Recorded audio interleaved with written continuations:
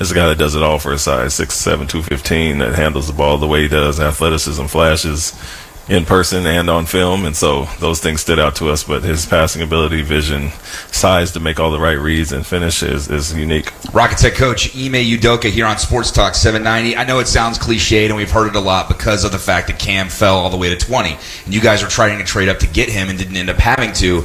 The chip on his shoulder, whether it's real or not, whether it's manufactured by the media or if it's real, do you feel that from him, and how much can you personally kind of harness that sort of mentality, if he does have it, to kind of have a successful rookie campaign and obviously get his career off to a good start? Yeah, I think he's mentioned it quite a few times, but even if he didn't, that's something I try to find with everybody and kind of bring out a little bit of that edge. I like that about our guys, and something I'll try to nurture as a coach. And so for him, he'll use that as motivation. I told him that draft night when I talked to him. But at the same time, like I mentioned, you're here now, and everybody's on a level playing field, and it doesn't matter when you got picked. You're in the door, and the opportunity is still in front of you to be whatever you want to be. And so he'll use that, but like I said, I would try to find every edge and competitive advantage I can to push our guys, but he already has that. I think that's what's most fascinating about you. I mean, I know we're here to talk about the draft picks, but it's, talking about your style of coaching, what has made you successful even in the brief time that you've been a head coach.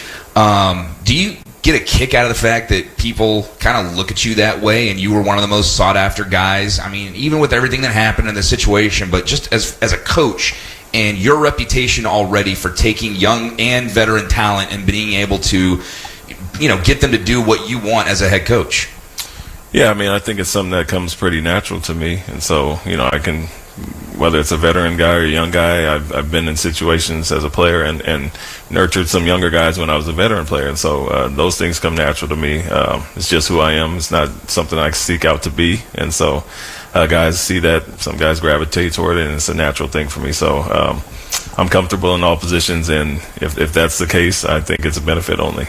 Is there something about, you've now been here a couple months, you obviously have gotten to know some of the current players at least a little bit. I know they've been in and out of the facility, working with each other, all those things. When you look at that group and adding these two plus some veterans, KPJ, Tari, Jabari, Alperin, Jalen, etc., KJ, Jay-Sean, without setting a mark, a number, how much improvement, do you just look at who's here and say, we're just better than a 20-whatever win team? There's too much talent to be at that level. Yeah, I saw that from day one, and when I came with the interview process. So before any additions, with the draft picks and veterans, the free agency that we'll bring in, I saw that with the group that we had already. And so I said that from day one, that the record and the talent were not indicative of the 22 wins and 20 in the previous season and all that. And so it's a matter of changing some habits, changing the mentality, but when you just look at the team in general, now that we're adding possibly 4 or 5 other guys with the draft picks and free agents, I think the depth will stand out. The talent level has already been there, and so it's just a chance for us to take a huge step. What's the number one priority for you? I mean, obviously, organizationally, you can speak for the Rockets, but what's the number one priority for you in free agency? What kind of player or players are you have to have these guys on your team? Yeah, regardless of position or any of those specific needs, I think professionals, and mature adults in the room. And so we have a young team, obviously, and so you want to find that right balance. And so it's the right type of veterans, like I mentioned, that will, lift the level of the team up. And so guys that have had success on this level, played in championships, played in high level situations, I think it only raises the bar for the team. Are you just a little excited to see these guys actually play some basketball in Summer League? I'm very excited.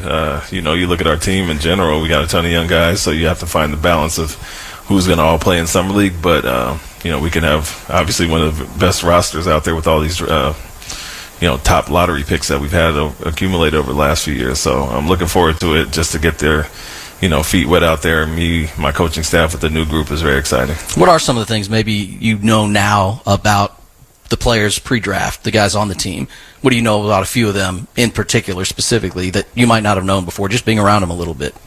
Well, that's off the court, the personalities and getting to know them on that level. I obviously scouted them and played against those guys quite a few times, and so I got to know them, as players pretty well through the process. But more so the relationships that we're building already. You get to know guys' personalities and you learn very quickly who is who, and the others will tell you about it as well. So that part has been great, spending time with guys, and the on-court stuff is stuff I already knew, but a lot of surprises in the gym as well, and guys that are better than I actually thought. From our standpoint, we're on the radio team. We've obviously been around this team and been here, well, basically before any of these guys got here, and we've only, whatever number of years that is, it's before everybody's been here. Yeah.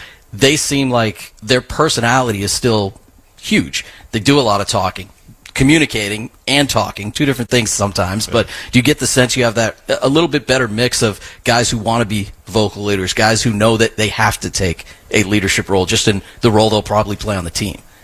Yeah, I would say that natural progression for a lot of the young guys is something that comes next, that growth and that leadership. With certain guys not being here anymore, we will have some additions, but I said it from day one, the biggest step we'll take is from internal growth, not additions. And so guys on our, they're young, but they have to take that next step, and I think the leadership, them kind of growing as far as personalities and being more outgoing is something I'm trying to encourage from these guys.